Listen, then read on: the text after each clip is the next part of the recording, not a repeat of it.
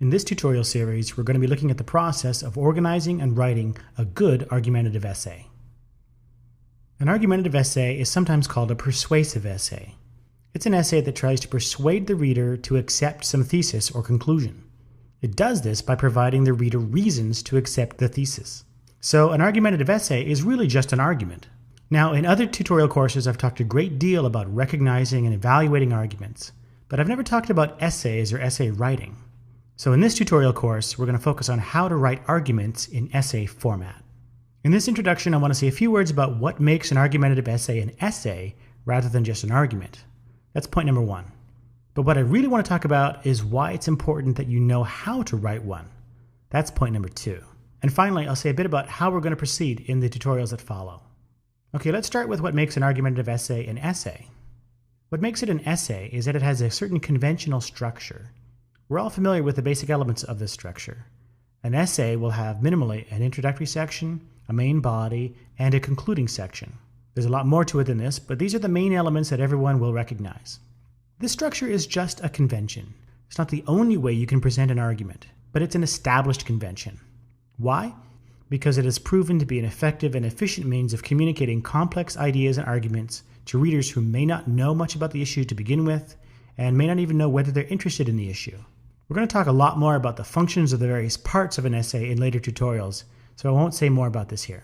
Now, why is it important to learn how to write in this style? Well, for starters, many classes in high school, college, and university require you to write argumentative essays. If you happen to be bad at this, then you're going to be penalized for it over and over. Second, and this is a frustrating point for many students, in most classes you're expected to know how to write in proper essay format before you come to class. Unless you're taking a composition class where essay writing is the subject of study, your teachers aren't going to spend much time lecturing on essay writing technique. So you end up learning, if you ever do, by trial and error, and the error usually comes at the price of a grade that is lower than it has to be. And third, once you've internalized the logic of the argumentative essay style, once you've understood the rationale for the conventions, then you can transfer that same logic to any situation that requires presenting an argument to an audience. Situations like presenting a sales pitch to a client, or writing a memo to your boss requesting a raise, or delivering a closing argument in a court case.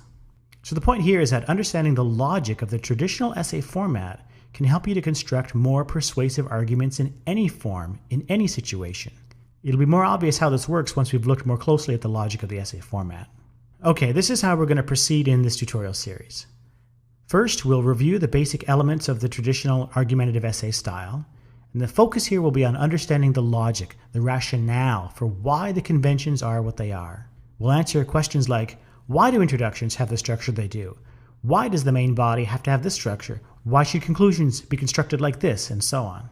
Along the way, we'll look at some good and bad examples of these elements to illustrate the main ideas. And finally, I'm going to present a short example of a bad student essay.